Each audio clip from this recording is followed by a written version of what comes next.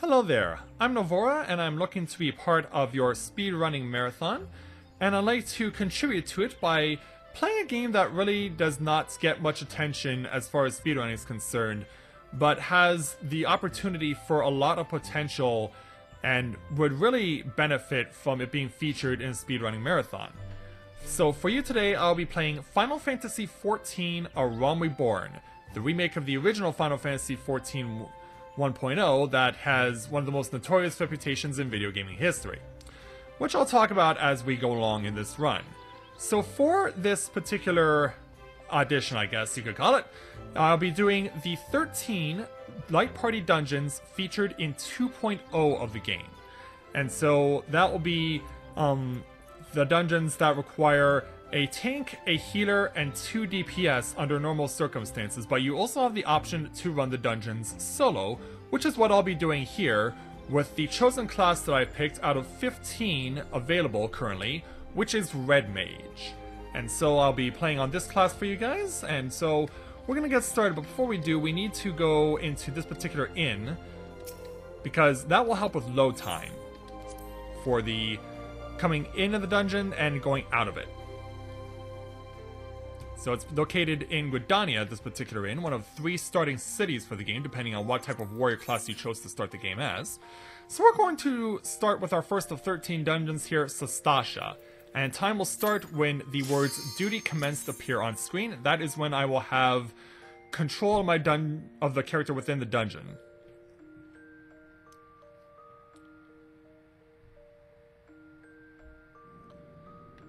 So if you're someone who is into Super Metroid or knows of someone who's into Super Metroid and the speedrunning associated with it, you know that they like to kill the animals in those speedruns. Well, in this game, you'll get to see a lot of that. You'll see a lot of me killing the animals. So you'll definitely get to enjoy seeing that happening in the course of this. So our main focus right now is just to pull the enemies with us to where the mini-bosses are. You're going to see this happen a lot over the course of this challenge here that I'm doing for myself. And optimally, we want to try and get all the enemies to come to us. There will be some instances where they simply won't, and that's fine.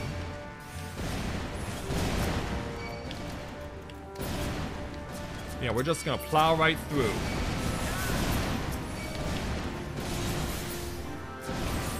And most of the enemies I will be attacking will die within 1 hit. So now that we're in the first area featuring a mini-boss, I'm going to pull everything over. And kill everything at once. Alright. Now I need to challenge myself by touching one of these 3 pieces of coral. If I get it right, I will activate that switch. If I didn't get it right, I would have been poisoned and I would have had to fight another enemy. But since we don't need to worry about that, we can just kill this big cat. And we're free to go. Just that simple.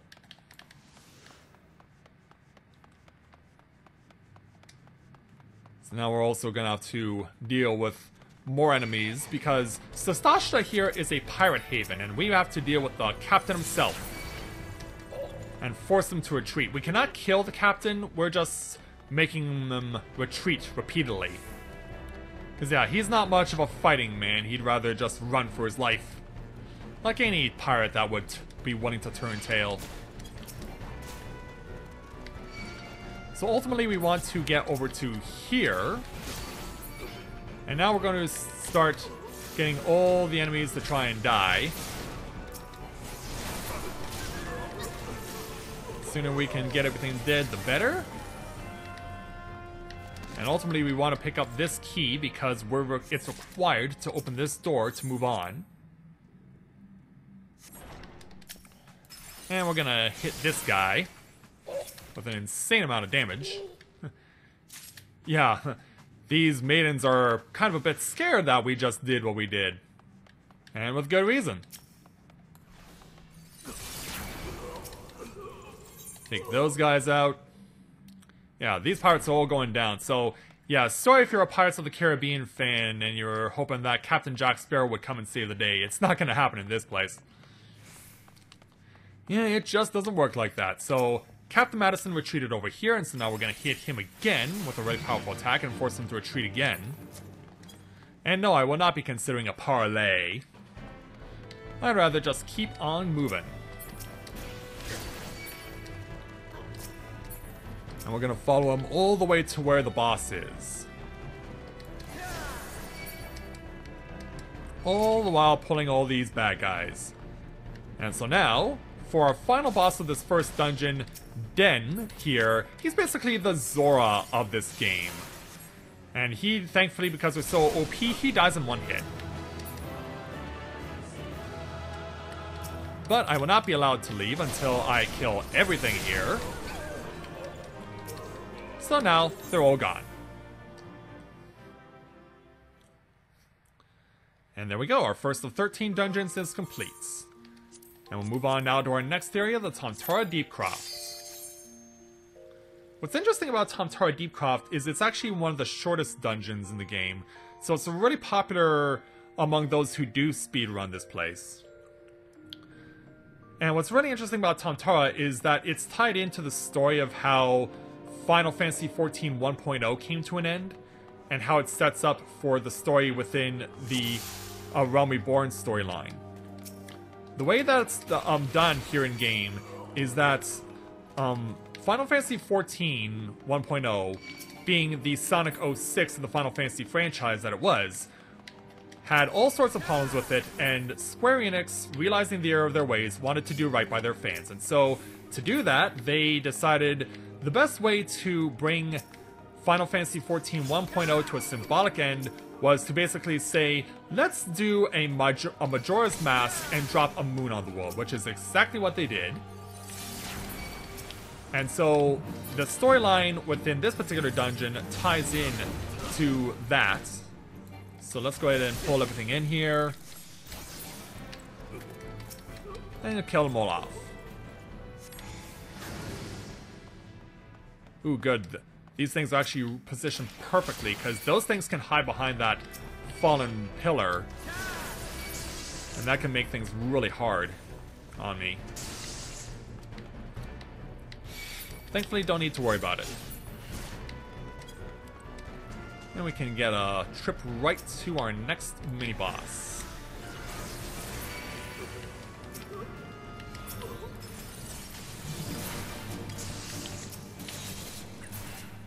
Nope, come on. Yeah, since you don't want to die immediately, we'll just have to get rid of you. Yeah, mages can be a real problem. They can really slow you down.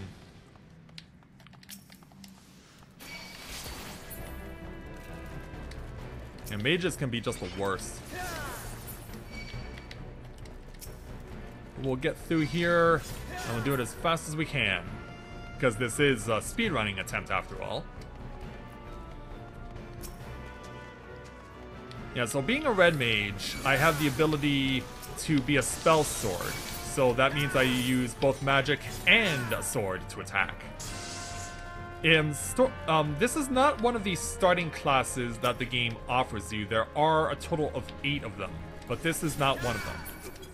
And they're spread across 3 different cities that allow you to start the game, depending on what you choose to start the game as also determines where you start the game. So, in the instance of Red Mage, it's only available through the expansions of Stormblood, and it comes after Heaven's Ward, which was the one that followed it.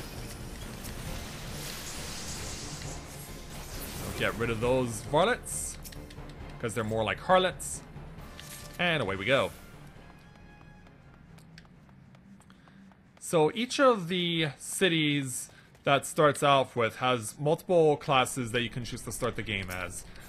First off, there's Ul'dah, which has 3 options. Those being Gladiator, Thaumaturge, and the Pugilist. Then there's the... Then over in the city of Limsa Lominsa, there is the Marauder and also the Arcanist, and finally in Gridania, there are Lancer, Archer, and Conjurer. Now I need to, this guy Galvanth here, I need to one-shot him or else he'll be invincible for a while. So here's hoping. We one-shotted him, alright. And we're free to go.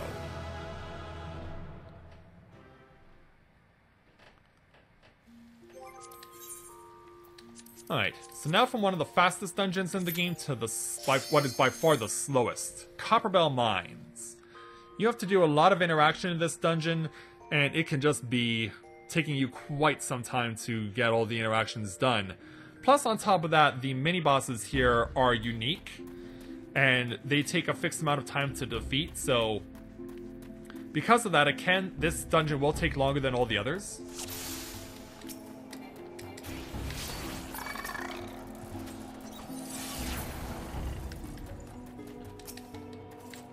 So ultimately we want to get through here while also having to contend with the required mechanics that can take a while. So in addition to the 8 starting classes within A Realm Reborn, there's a 9th that's also available, but you can only access it once you have completed a certain part of the story, and that is Rogue. And each warrior class then gets an enhanced version known as a job, and what I'm playing as a Red Mage is a job, but not within A Realm Reborn. As I said, it's within Stormblood, along with Samurai. And then there are 3 classes, 3 jobs that can be accessed within the expansion that came after Heaven's Ward but before Stormblood, that being Heaven's Ward, or A Realm Reborn and Stormblood, and that's Heaven's Ward.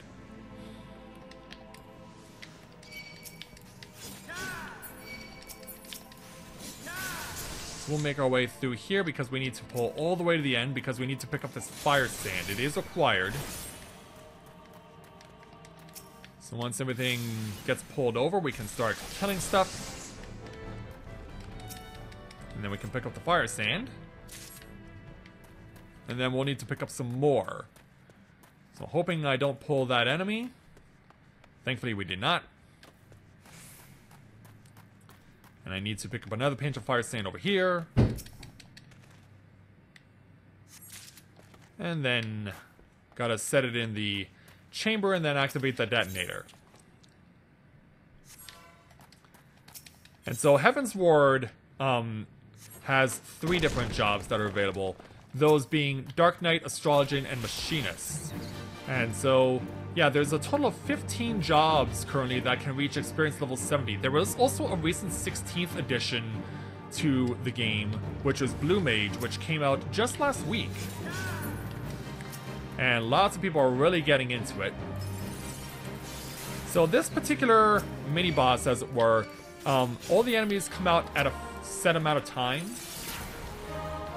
So we really cannot do anything until we kill everything, and then more stuff comes out, and the process repeats itself.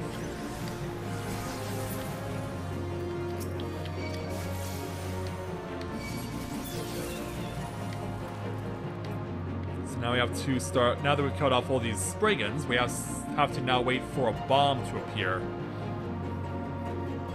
So yeah, now it's going to show up, coming up from the top of the screen. Yeah, I killed it before it hit the ground. That actually worked out very nicely.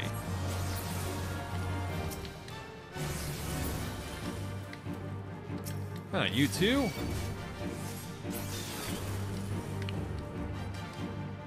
Oh yeah, Flambeau, come on down.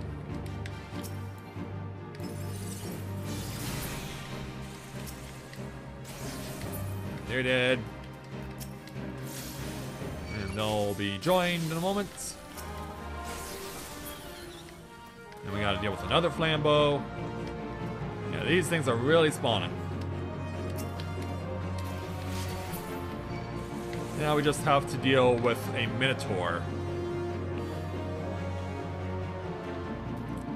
Here he comes. And there he goes.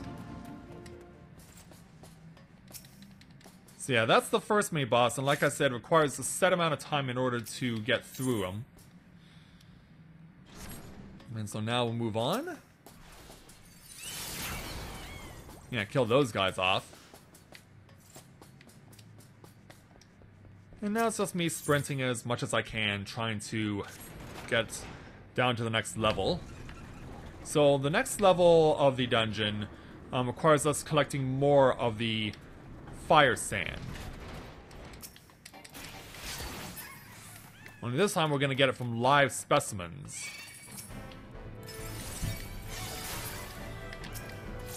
Namely these blasting caps.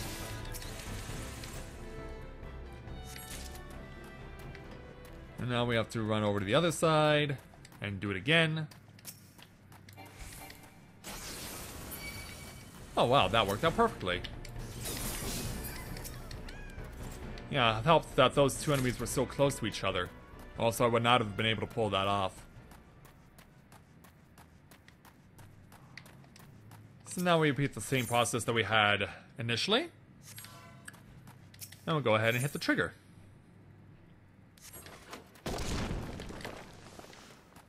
Thankfully, they dropped another pinch of fire sand over here. Now here's what's probably the most annoying boss in the game right here, this slime, Icarus Ire. Because we have to hit him, and we have to pull him away from the blasting device, because if he hits us, then we end up taking damage and our interaction is cancelled. We need to hit this blasting device to spawn this blasting cap, and we need him to come over here because we cannot do the damage on our own. We need this blasting cap to do the damage for us. It's one of the few instances where an AoE can actually damage enemies. And we need that to happen here in order to make this slime break down. So now you'll see he's been split in two, and we need to do this 2 more times. So we gotta pull him over and wait for the blasting device to be reset, and then we can go and activate it. There we go. Let's spawn another. Now in this next part, we're actually going to have War Spriggans come join us, but we don't want them alive because they're actually going to try and kill the blasting cap for us, which we don't want.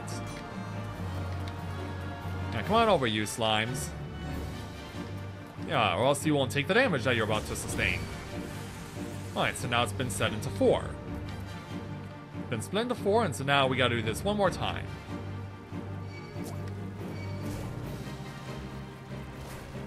Wait for the trigger to go up. There it is.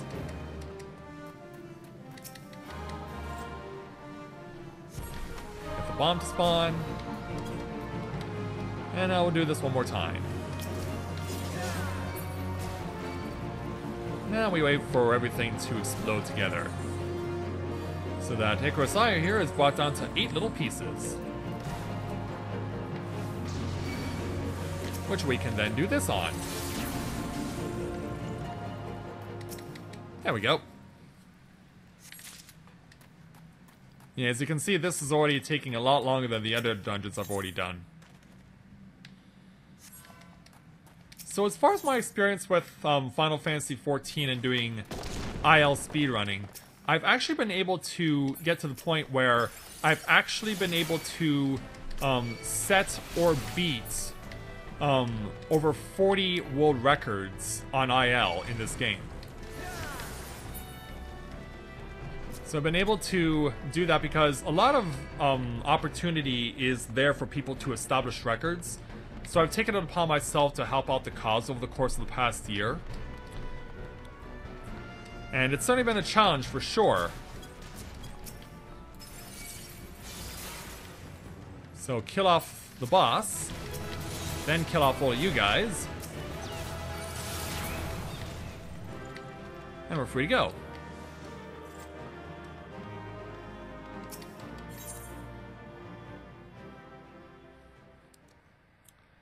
So the first 3 dungeons that we saw are mandatory dungeons. The next dungeon we're going to go to is an optional dungeon, the first of 6, known as Halatali. And so Halatali is an abandoned coliseum, as it were, for people who wanted to train themselves on killing the animals. Yeah, more killing the animals takes place in this particular dungeon. So just wait for the green light, and there we go.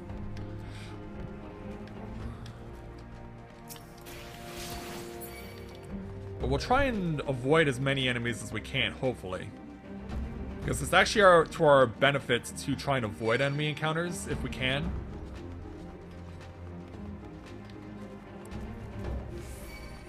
But if we can't, then there's not much we can do about it. You know, these three in particular I want to get killed.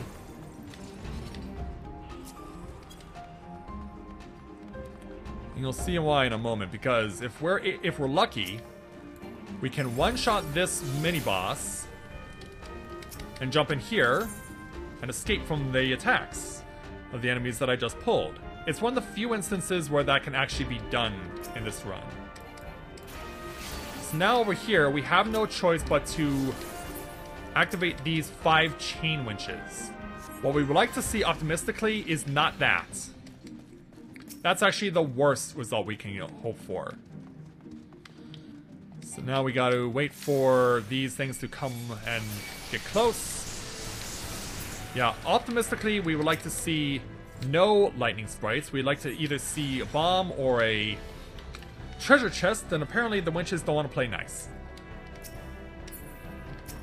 So it's gonna be like that, huh?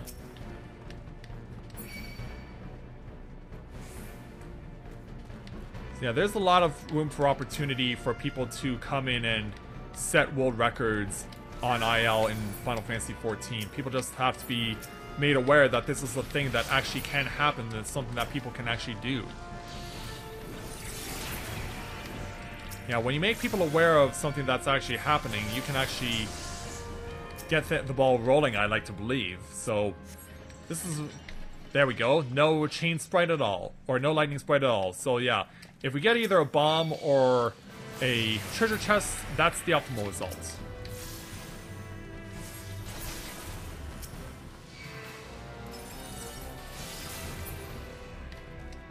So now we gotta activate another winch. Okay, yeah, I guess, marathon luck, huh?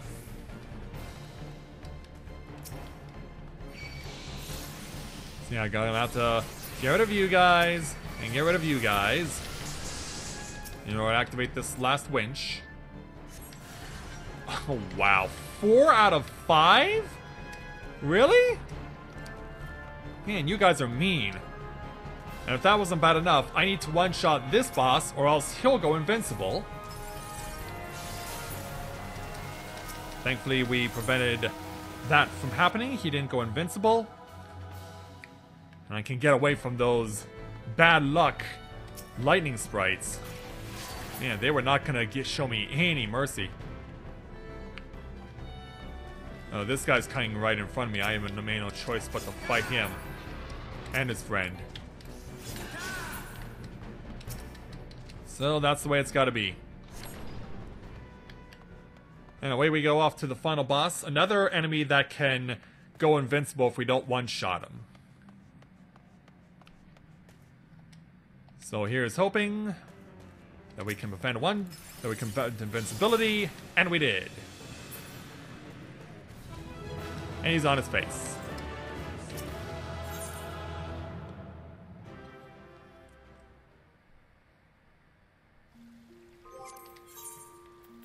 Alright, moving on to the 1,000 Mods of Totorak.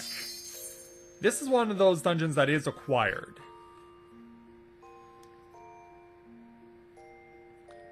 And it's required because during the story, someone's gone in here and we have to save them in kind of a search and rescue style challenge. So let's see how we do when we go in here.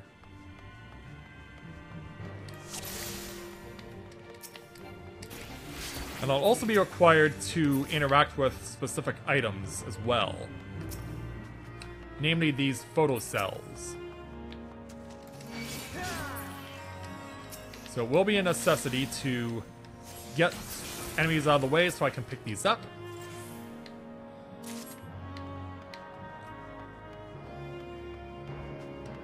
And we're free to go.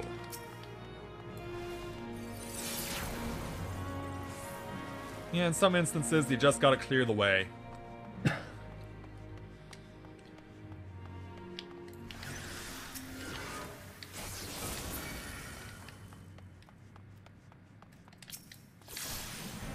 Yeah, get you out of here. So I can pick up this photo cell. And then we'll go get more.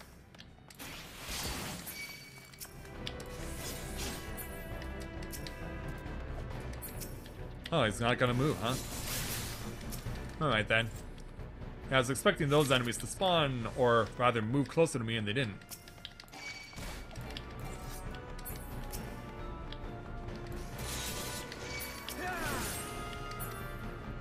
But yeah, we'll have to kill all these enemies anyway because of the circumstance that exists over here by killing these louses. Oh, one step through the cracks, huh? That's not uncommon for an enemy to somehow miraculously avoid getting hit.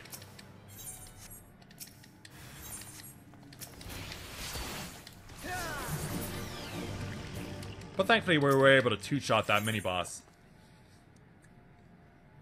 So now I have to put these cells into the terminal, and we're free to go.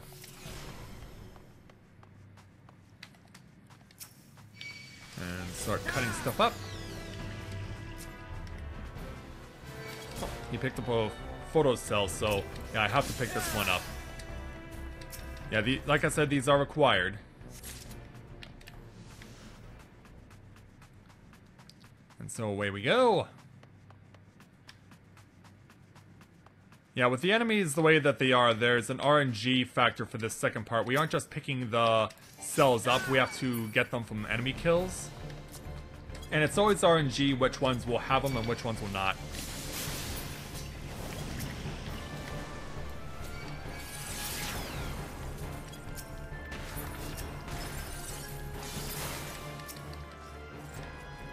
Pick up this cell. And now we're free to go.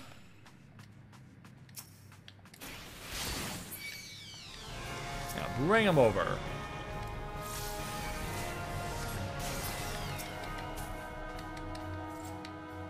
Yeah. Shows you what I mean about RNG. It was the enemy that was further away as opposed to the one that was closer.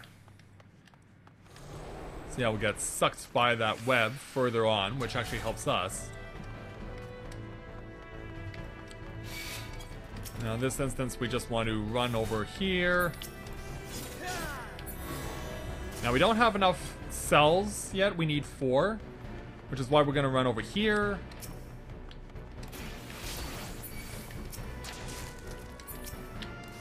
And we have to wait for all these guys to show up.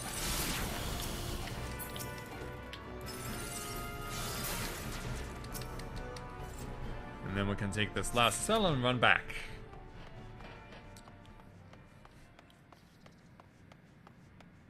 And then once we do, we can get the next boss to spawn.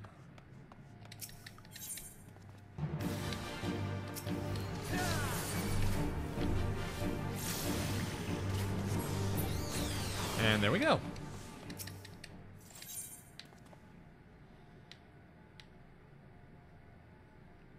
Put those cells in and we're off and running again. So we don't have to worry about photocells anymore in this dungeon, but we do have to deal with walking through slime, which slows us down a lot.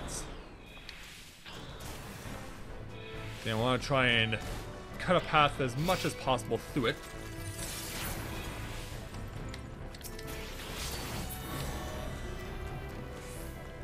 Yeah, as you can see, it's everywhere, and on top of that, these fleshy pods explode poison into your face, which can make things even more problematic.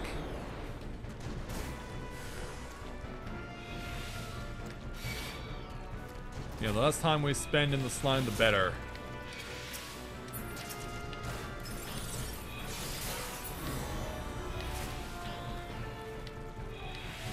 Yeah, we really gotta fight through this stuff, because in addition to that, of course, the fleshy pods exploding their poison into your face does not help either.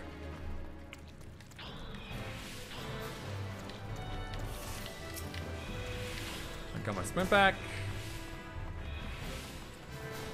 On my way through here as much as I can. Try and get this door open before I get hit. And I did, thankfully. That was fortunate.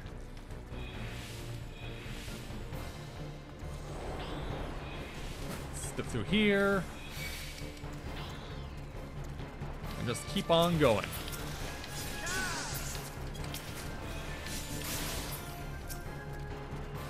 We're almost there.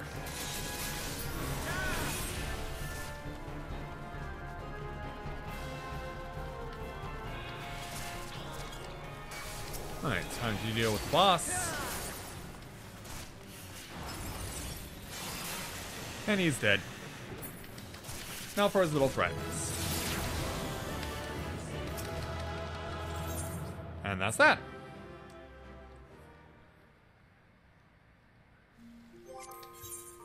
Alright, off to our next dungeon, known as Hawk Manor.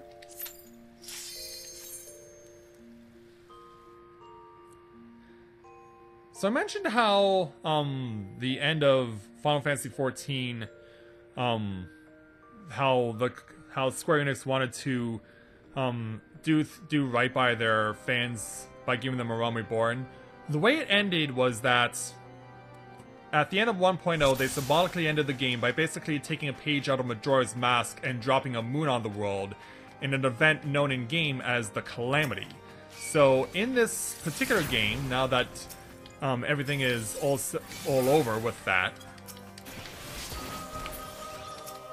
what's really interesting about Hawk Manor is that it directly affects a character in this particular dungeon, the final boss, namely, who was horribly disfigured as a result of the Calamity, and basically made a deal with the devil in order to try and make herself beautiful again. And as you can imagine, it didn't work out all that well.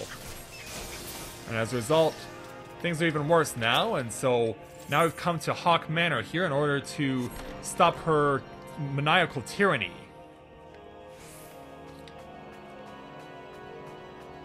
Oh, I'm stuck on a fallen lamp.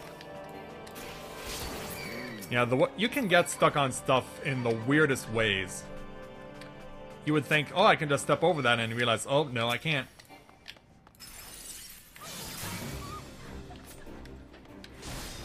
And everything here.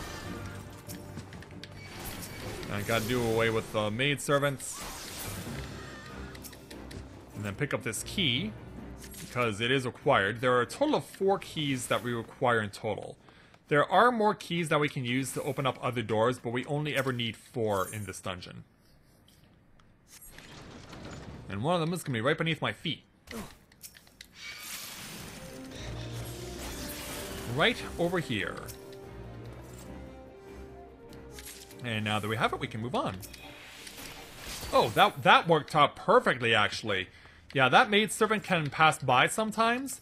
If she actually does that, it just sets up so perfectly, and you can get that little extra dash. So now we gotta run all the way over. Gonna take you guys out with that move. Oh, but not everyone got hit by it. Yeah, it's a weird thing about this game, that sometimes enemies will just not get hit by stuff. So ultimately we want to open this door. And then deal with these guys.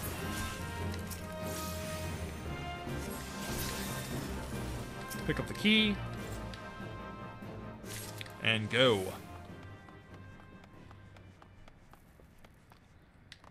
Up and over and run over to the next boss.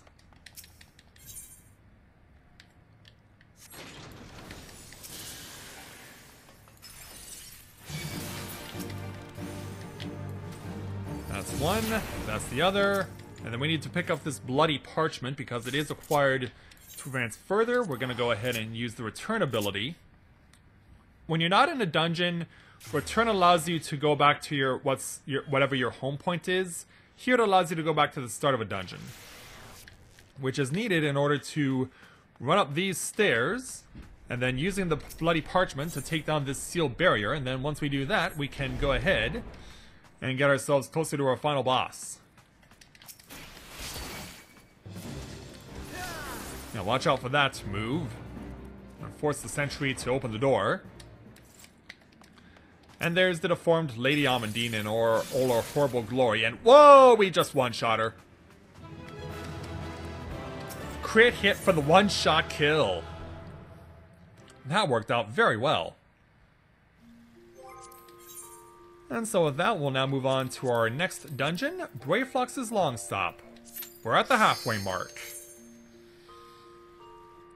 So from here, we're going to be going from a haunted house to a swamp. And we gotta deal with this swamp situation by going on to a dungeon that's known for having a fetch quest. The storyline does require you to go on a series of fetch quests in order to accomplish a task. And this is the place where a dungeon is required to do it. So it is weird in that regard, but it is part of the story. And killing those Galagos was important in order to get the access to this Goblin Pathfinder. Now, goblins in this game are interesting. A lot of them are good guys, but some of them are bad guys. And thankfully the ones we encounter here and interact with are the good guys, but not all of them are in-game, sadly.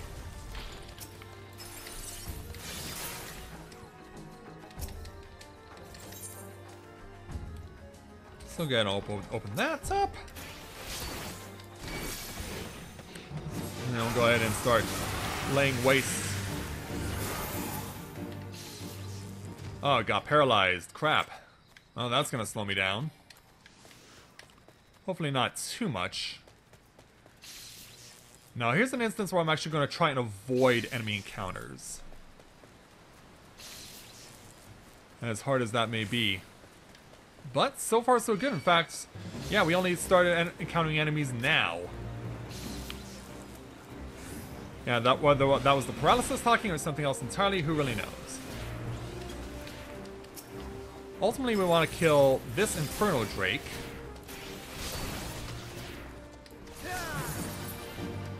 And his friend, which will be coming over here in a moment. Alright, he's dead. That's exactly what we were looking for. So yeah, I have to kill both in order to move on. And so now we're really getting into the swamp area of this run. Now, the path I'm taking is the most direct route, but it's also the most dangerous because enemies here in this section just are in droves, and you can get yourself overwhelmed in a heartbeat.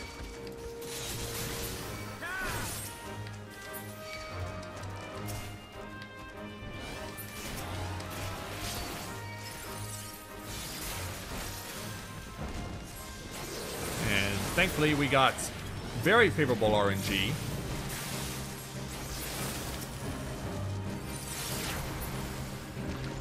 Yeah, thankfully it worked out for us, because if it didn't, we would have been stuck trying to deal with all that crap. Thankfully, we don't have to. And apparently an enemy is still chasing me, but that's alright, we don't need to worry about it.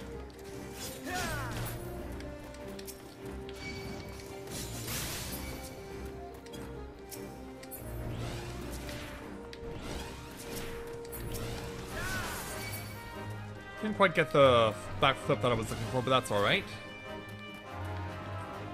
Now we get to make a beeline right to the final boss. Now what's interesting about this final boss, this dragon we're confronting, is that under normal circumstances, if you allow this boss to live for too long, he will be able to use an ability to heal himself, which you don't want to see happen.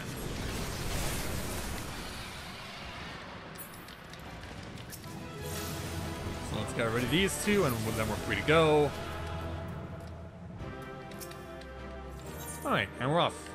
Oh, I'm still considered in combat? It was you. Yeah, it was you who caused me all this pain. Yeah, 1F somehow not only slipped through the cracks, but stayed far behind enough to prevent my departure. Alright, so off we go to our next optional dungeon, the Sunken Temple of Karn.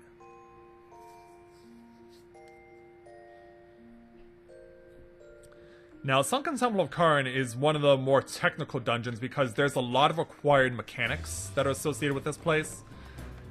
So hopefully we'll be able to deal with them as best we can. And away we go. We'll be dealing with bats, but the big thing as far as enemies are concerned with that we're trying to hopefully deal with as in the best possible situation are bees. Bees can just absolutely ruin a run. So killing them off as fast as possible is essential for success.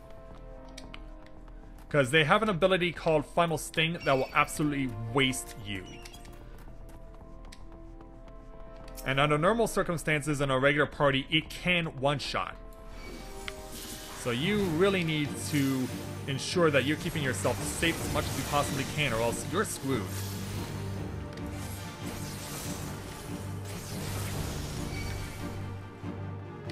Oh, he's not done. Yeah, only his little friends were.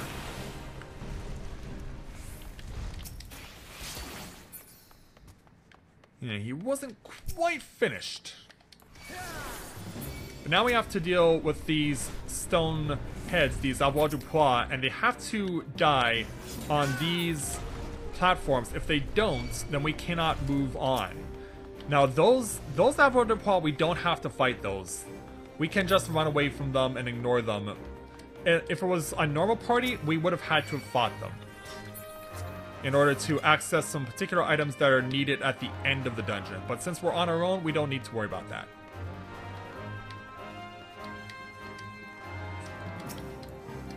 And we'll go ahead and use that on you. And then we'll go ahead and use Soulstone's power to incapacitate this Temple Guardian. And then we'll kill off his friends too. Alright, we're free to go. Yeah, I want to get this condemned in particular. Just so they can get our souls further up.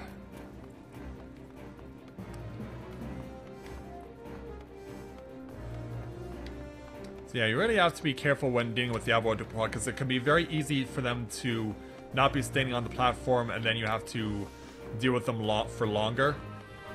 And that's never fun, because that can just ruin a run. Alright, let's try and kill them all. And we did. Awesome. We're free to go.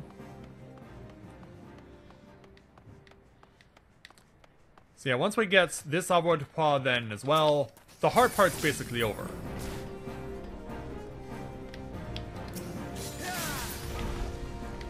And there it is. Now we can just keep going. We're gonna pull everything here. Oh wow, that croc didn't come along? That's actually surprising. Alright, we'll just leave him alone then. Now what's normally supposed to happen when we tip these Scales of Judgment, I mentioned items that need to be interacted with. There are 2 of them, and if you don't have them, then you're forced to fight those enemies. But since we're on our own, and we didn't need to fight the avoirdupois that were earlier on in this dungeon, we're just free to go. And we can just two-shot this boss.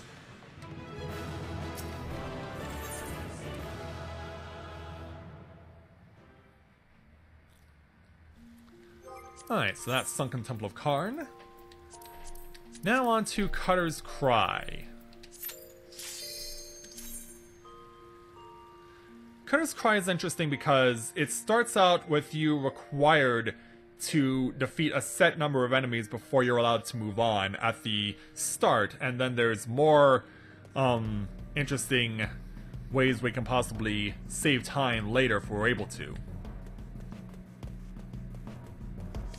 And away we go.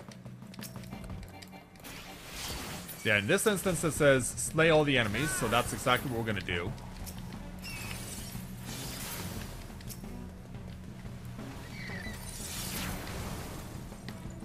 Now we have to invite these guys to come and join us. Yeah, I need to get one moving so that I get everyone moving. Oh, and you don't want to play with the party? Fine then. Yeah, you don't want to play along? That's fine. We can just punish you. And then we gotta do this again.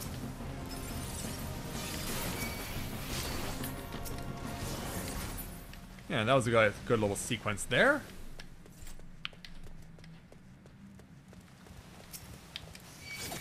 And we gotta hit one of you in order to get everyone moving.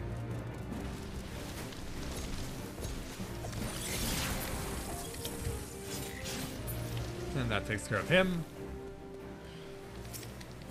Now we can just go all out in this next section. We're not required to kill a set number of enemies, but if stuff gets in our way, we're not going to hesitate. Kill them like those bombs, the shrapnel.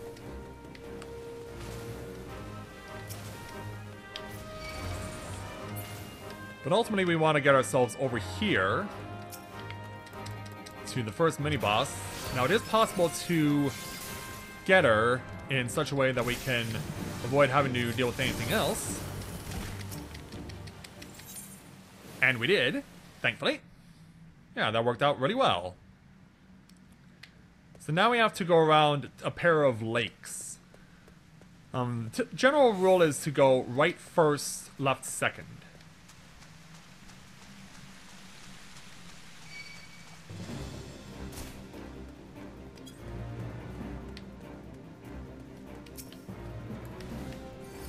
Hit you, take you out, hopefully get in the sand. Whoa, that was close. That was close. But it all worked out. Now we just gotta run through here. Hopefully we're fast enough to escape again. And we are. Yeah, sometimes you aren't gonna get that lucky, but thankfully we were.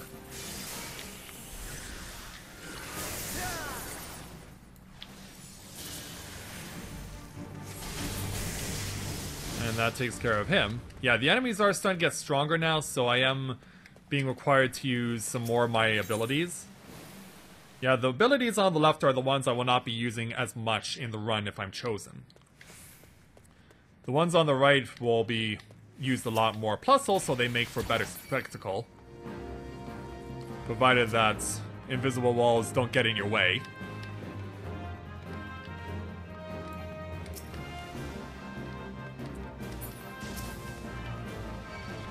And we'll jump past you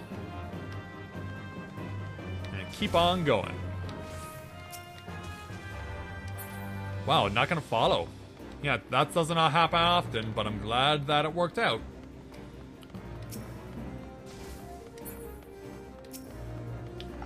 This instance, though, I will have to fight.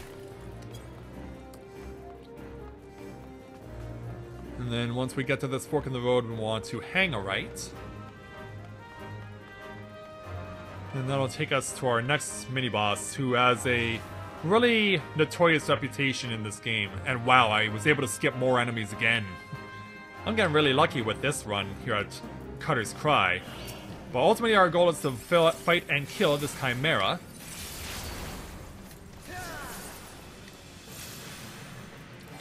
Also dealing with his crazy mechanics like shooting a ring of ice and a ring of lightning.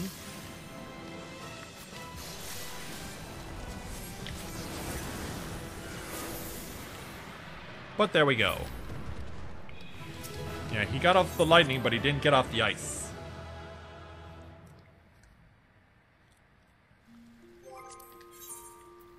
Now we're going to go into our first dungeon that is outside the 3 starting cities and territories of the game. Stone Vigil, which is in a territory that you can't get into until you're at least level 35, known as Kerthus. And if you're already someone who is into mythical animals, then you'll definitely love this place because this is a dragon's domain. And they come in all shapes and sizes around here. Yeah, dragons that can fly, dragons that can't. And they all make for a very formidable challenge.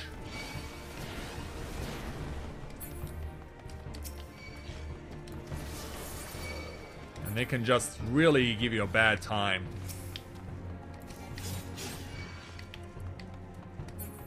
And we want to try and get through here as quickly as we possibly can, so that we can get everything collected at the mini-boss.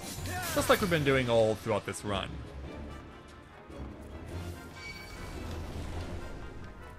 Yeah. Now this particular boss, I really like his name, Chudo Yudo, because it reminds me of the Pokemon Pseudo Wudo.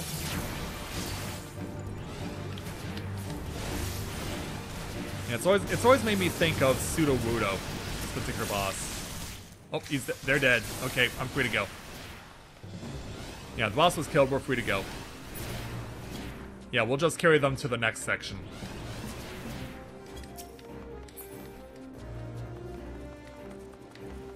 Yeah, that did work out very favorably, so we'll take advantage of it.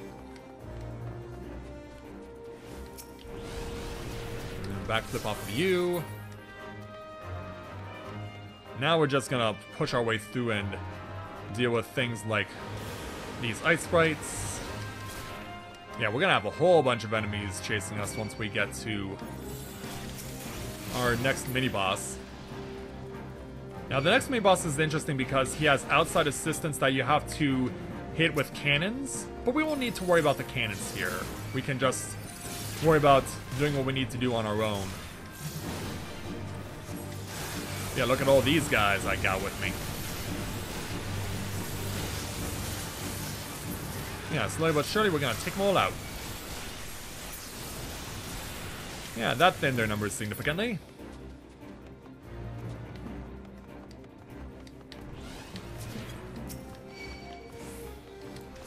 And perfect backflip. And that led right into that one. Yeah, it's working out very nice to this point. Yeah, this is definitely one of my better runs here at Stone Vigil. We do have to kill everything here in order to advance further. We don't have a choice.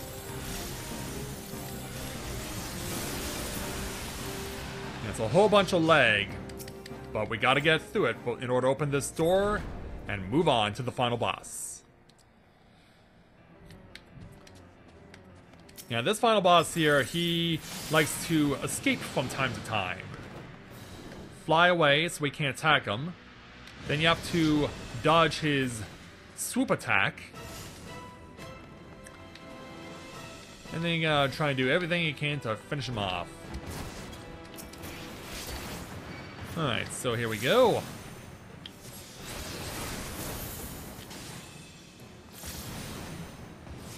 Oh, got special ability. And there it is, he's dead. Got what I was looking for and it worked perfectly. And now moving on to our next dungeon, Zamel Darkhold.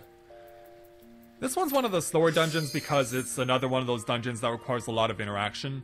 Also, if you're wondering why I'm scrolling up to the top of my list as opposed to just scrolling all the way through, it's faster to do so because the dungeon list for this game is huge, and since we're only focusing on the 2.0 dungeons, we're just gonna be scrolling back up to the top of the list as opposed to scrolling through the list.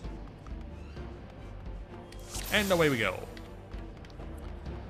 So yeah, Zamel Darkhold has what's known as a Magitech terminal, and we have to stand in these things in order to activate them, in order to clear certain paths for ourselves.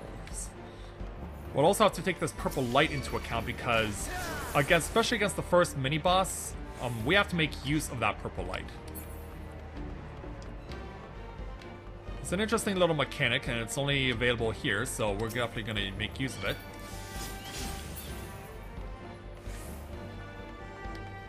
So we gotta wind our way all the way to this open area. So the Magitech terminals are the blue circles, and we gotta stand in them. Now, if you're doing this with a regular party, and I do keep saying regular party a lot because, yeah, you normally do not do these dungeons by yourself. But yeah, I'm required to kill all these enemies, And then I have to stand in here. If you have multiple people standing in these terminals, they count down faster. I'm gonna just kill you off. Now you saw that green thing that just flew on. That's the mini-boss. Hopefully he'll stay around long enough so that he doesn't fly too far away. Because we do need him to go into the boss room. Don't go too far away there, ugly. We do need you to stick around. Alright, so we got him to turn around. And now we have to make him go to his position in the boss room.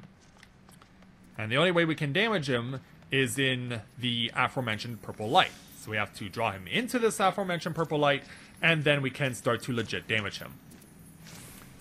So yeah, you saw his invincibility wear off when he passed through it, but now we need him to come back into it. So come on over.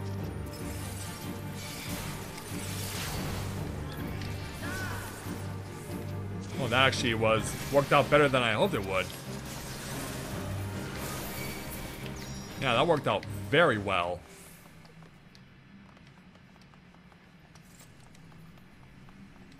Alright, so let's go over here.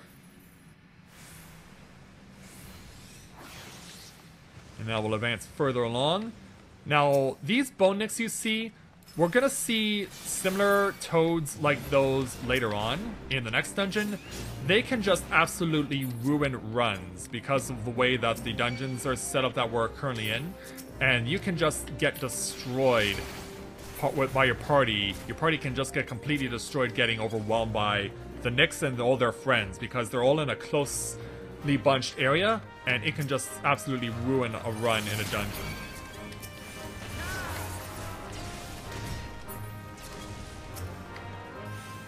Yeah, took the wrong flip because I moved a little too soon. Yeah, what the Nicks just did was called Sticky Tongue. That pulled me back, and that can definitely slow me down too. But now I have sprint, so we can just go. Now we have to wait for the next boss to appear, so we're just gonna start casting on these guys.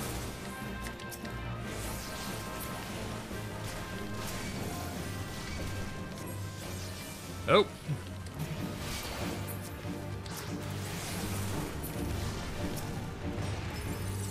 Let's go ahead and use that and this. Yeah, deal with at the very least the Nicks.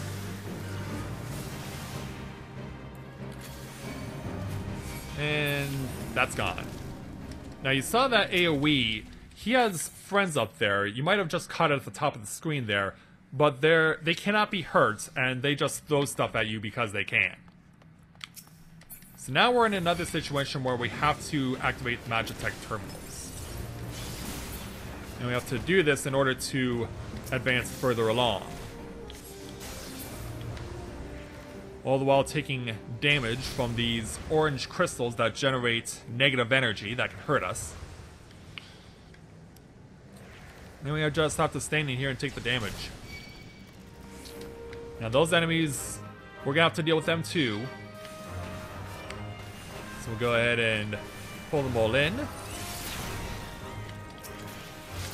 Whoops. Yeah, I did not mean to do that. But thankfully they did not penalize me, because what normally happens is that if you step outside, the terminal counter resets. And we don't want that to happen. So I kind of caught a break there.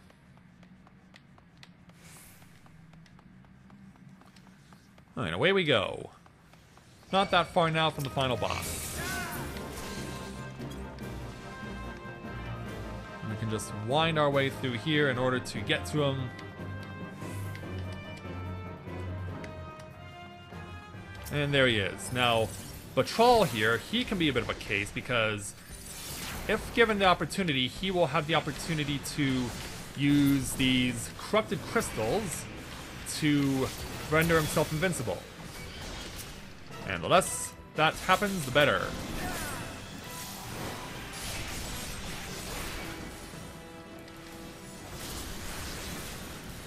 And we gotta come over here. So I'll just use this. Yeah, you can see all the stuff everywhere.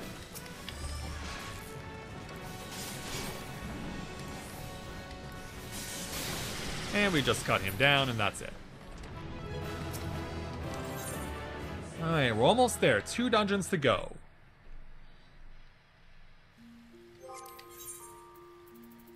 Next up is the Aurum Vale, which is by and large regarded as the most hated dungeon. And it's primarily because of the first section, because there are a lot of very frustrating enemies that are all very tightly bunched, and you need to try and do your best to sneak around them, or else you're gonna have to deal with a lot more than you wanted to, and you can easily get overwhelmed, more so than in Smell Darkhold. So first of all, we want to hope that we do not see a Nyx on the left. Sadly, it is there. So we're just gonna have to cut through him. Oh wow, really? Yeah, they're not gonna show any mercy here.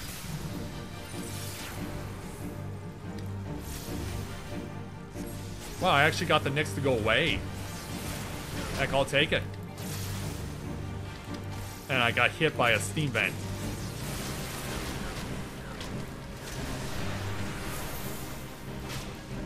Yeah, now I just want to start casting to deal with that. There we go. Yeah, you gotta be careful about those steam vents. They can definitely slow you down as far as killing an enemy. Now we get to one of the most well-known and hated enemies in all of Final Fantasy, the Malboros, also known as Morbols in this game. Alright, he's dead, and we're free to go.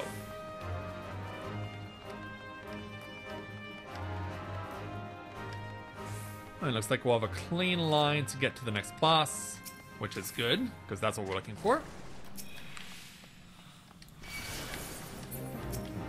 Alright, hit the coin counter. And start laying waste to him and his friends. Alright, I actually want him to move me here. I want him to hopefully come over this way. But it will not surprise me if he doesn't. But we got him to move closer to the exit, and there we go.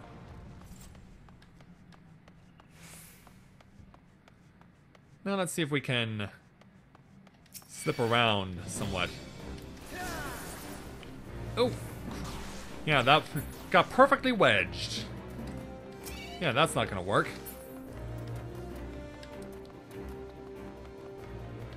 Yeah, I'm gonna try and slip around here, because now we have to deal with 2 more of the Malboros.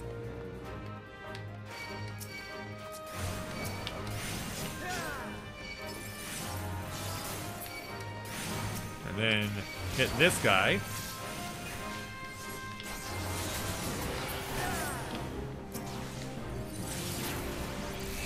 And then, once we got that dead, we can move on.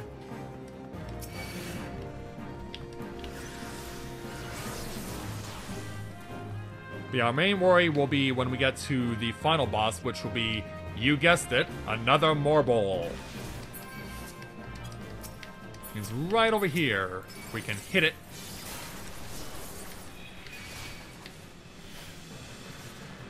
Alright, so move everything over here so that everything can be attacked.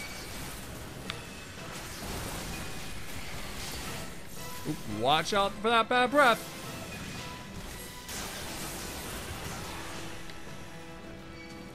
Alright, now we can... all that's left is you.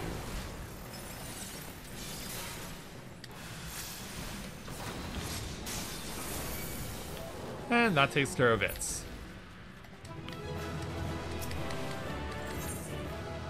We're going to move on to the final dungeon.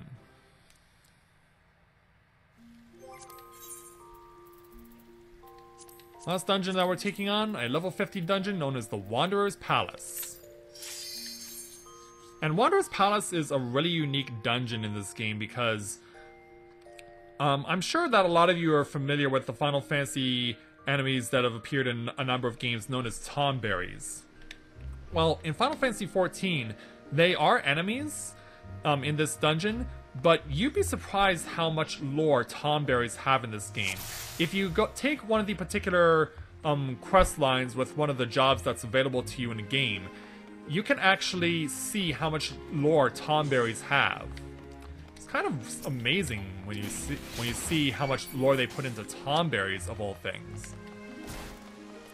And of course, this game does have a lot of the other things that you would associate with the game: Moogles, Chocobos, the various spirits known as Eidolons, Aeons, Guardian Forces, and the like Ifrit and Shiva. They're in this game too, but unlike other Final Fantasy games, they're actually the bad guys, if you can believe it. Yeah, those lovable spirits that you've come to enjoy and appreciate throughout the years, they're the bad guys in this game. But you have to see why they're the bad guys in order to understand how it works in this game. So go ahead and kill all these enemies here, lay them to waste. Yeah, it's definitely one of the big curveballs of this game for them to say, hey, you know all those awesome, powerful creatures you've been using throughout the years to play this game with? Well, guess what? They're not on your side this time.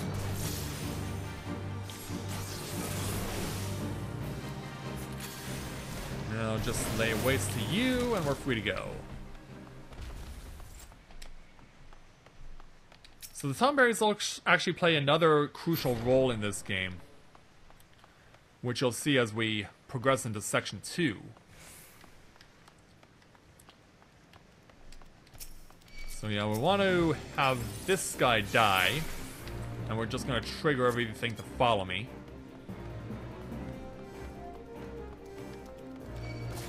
Yeah, everyone comes with me, and then once they do,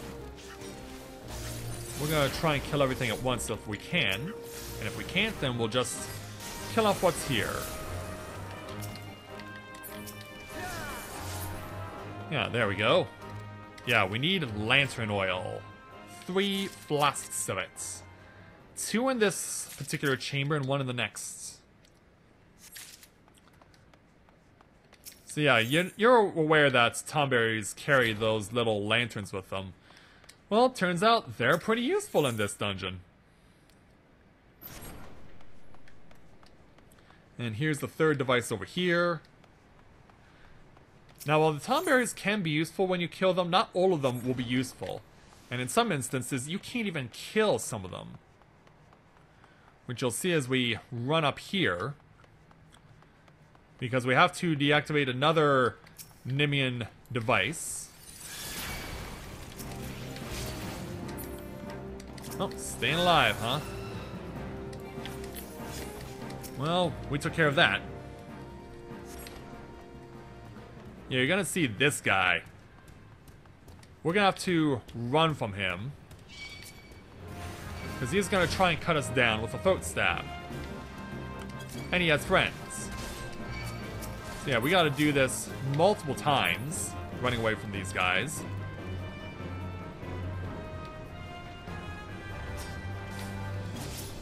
Now, here's where it's gonna get really problematic. You'll see another of these giant tomberries that we can't kill coming this way.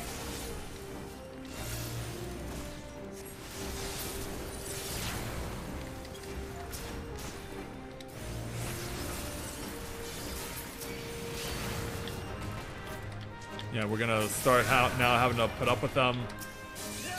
But we need to get away from this guy. Get him to go away. Or else we can't move further. And apparently he wants to come over my direction. Yeah, this is where a run can easily be lost. Yeah, if the giant tomberries are giving you a hard time, then you will just have to grin and bear it. Because you have to deactivate 2 of these rusted devices using 2 units of the lantern oil. And since these giant tomberries can't be killed off, that makes things more complicated. Got this one more device over here to turn on. Thankfully, he's not going to give chase. Now we're off to our next mini-boss. If you're familiar with Final Fantasy IV, you'll probably remember all those various slimes that came in a whole bunch of different flavors. Well, here's the Final Fantasy XIV version.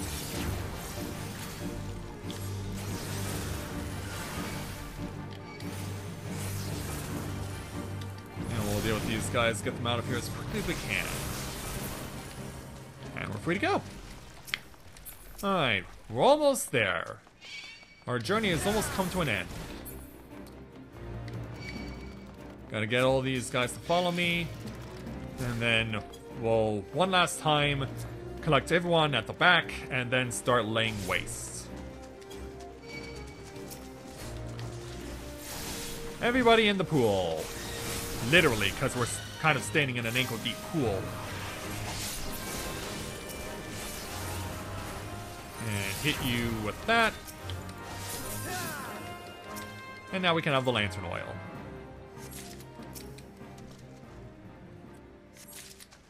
Now we can go ahead and activate the Nimian devices and take on our final mini-boss. Yeah, but he's not really that mini, because this guy is rather big, because, yeah, you're probably also familiar with the Tomberry King that appears in some Final Fantasy games. Well, he makes his grand entrance right here at the last dungeon. So, yeah, we're just going to go ahead and lay waste to him as fast as we can. And time will be once we've left the dungeon. Almost got it to the end here. Alright, he's dead. And that is time. And so, there we go. A run of the 13 Light Party Dungeons in 2.0 of Final Fantasy XIV A Realm Reborn.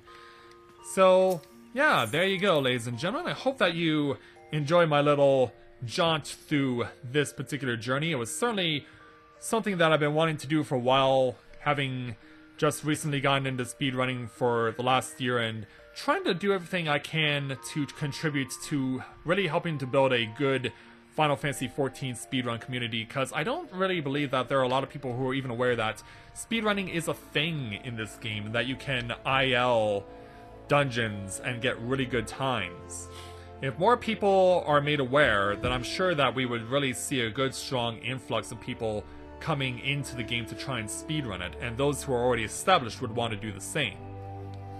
So hopefully by appearing in marathons like these, I'll be able to accomplish a goal just like that, and be able to encourage people such as yourselves to have me as part of your marathon experience and help bring Final Fantasy XIV speedrunning to a greater audience. So I hope you all enjoyed this little run, and hopefully I'll be hearing from you soon with your reply on whether or not you want this to be part of the experience.